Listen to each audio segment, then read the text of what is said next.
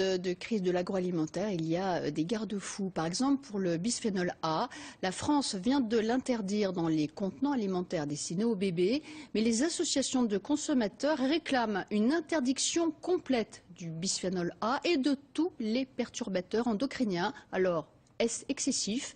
Réponse avec Hélène Pédèche et Thierry Breillet. À la maison, en voiture ou au bureau, sans que nous le sachions forcément, notre environnement fourmille de perturbateurs endocriniens. Le bisphénol A, présent dans certains biberons et à l'intérieur des boîtes de conserve, ou encore les phtalates qui servent à assouplir les plastiques. À Vannes, ce laboratoire universitaire travaille depuis plus de 15 ans sur la présence de ces molécules dans les contenants et les emballages alimentaires. Ce jour-là, Véronique Letilly doit déterminer si ces échantillons de film étirables contiennent ou non des phtalates.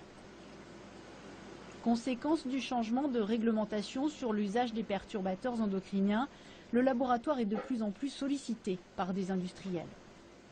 Alors des industriels, beaucoup de l'emballage, effectivement, puisque c'est eux qui vont être touchés, effectivement, très bientôt par la réglementation. Et l'anticipation se fait de manière générale ou inégale? De manière assez inégale, on va dire les choses comme ça. Plusieurs études ont démontré qu'en migrant dans les aliments, y compris à faible dose, ces molécules favorisent obésité, diabète, cancer ou encore modifications hormonales. En fait, ces molécules-là, on va les retrouver quand même dans nos eaux, ou par exemple dans le golfe du Morbihan.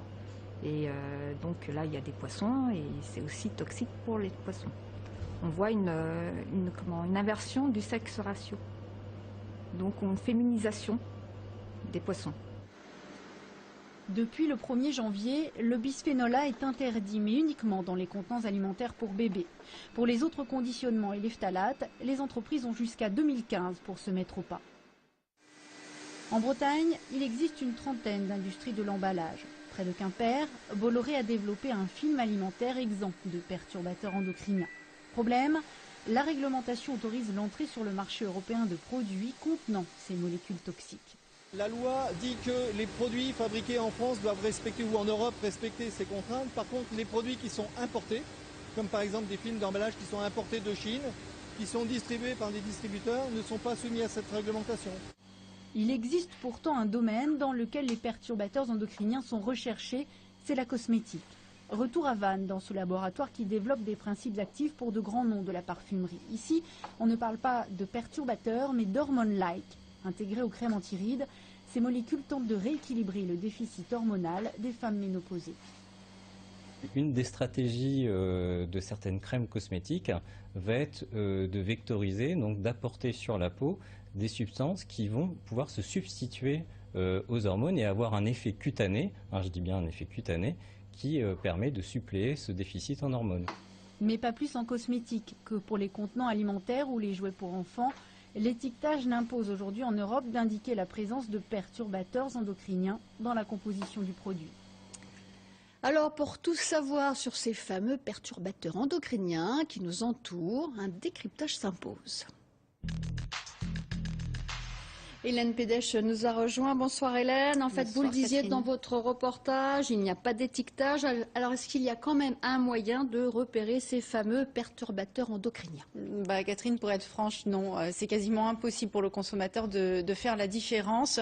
Une exception toutefois pour les boîtes de conserve. Je suis venue avec deux d'entre elles. Le truc m'a été donné par les ingénieurs de l'Université de Bretagne Sud. Observez l'intérieur de ces deux boîtes. Quand le métal apparaît avec une teinte jaunâtre, c'est qu'il est recouvert d'un vernis contenant du bisphénol A. Quand l'intérieur est blanc, c'est qu'il est exempt de perturbateurs endocriniens.